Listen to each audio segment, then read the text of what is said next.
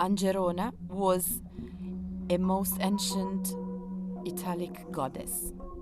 She was worshipped in Rome long before the Greek gods came to this land. But we wanted to work on something which had some kind of raison d'etre for both of us. So we would each bring something from our own backgrounds to the project that we were going to work on. And after much searching, we eventually hit upon the rape of Lucrece. Not to seducing lust, thy rash liar. I seek, for exiled majesty repeal. Let him return, and flattering thoughts retire. His true respect will prison false desire, and wipe the dim mist from thine doting eye. Shakespeare's audience would have known their classics, would have known the old stories, would have known Ovid, which was Shakespeare's favourite book. So what we wanted to do was unpack just some of the stories. We've looked at the story of Rhea Silvia, the foundation of Rome, and also the story of Philomel and Procne. Those are the main things that we do in storytelling style. And she looked inside, and there in the gloom, there in a corner was an old abandoned loom, and there beside it something that may or may not be human.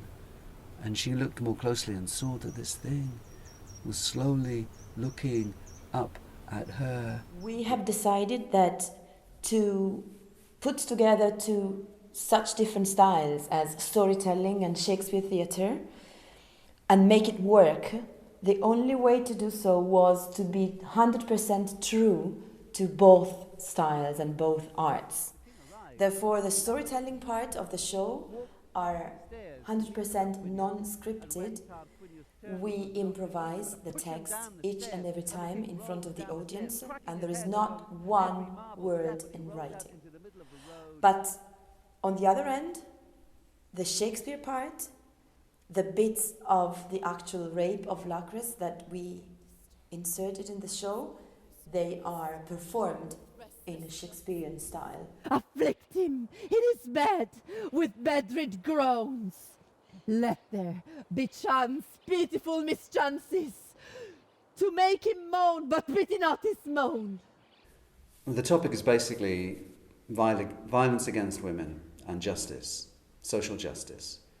But we didn't come at it from a theme-based angle. We went into the material, and it was the material and a discussion with the material that led us into the themes. And the material itself is very rich. It's in places very contradictory and very complex.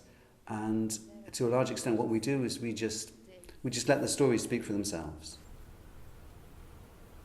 But again, death did not want her.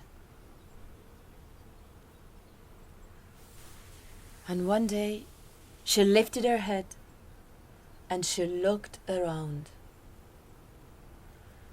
And in a corner, she saw an abandoned loom. We spent a long time listening to the material and trying really to listen to the voices of our ancestors who created those stories and passed them on, and to the voice of Shakespeare that gave his own very personal cut to these stories. Stretch, give me your right hand and swear that crime like this will never again remain unpunished.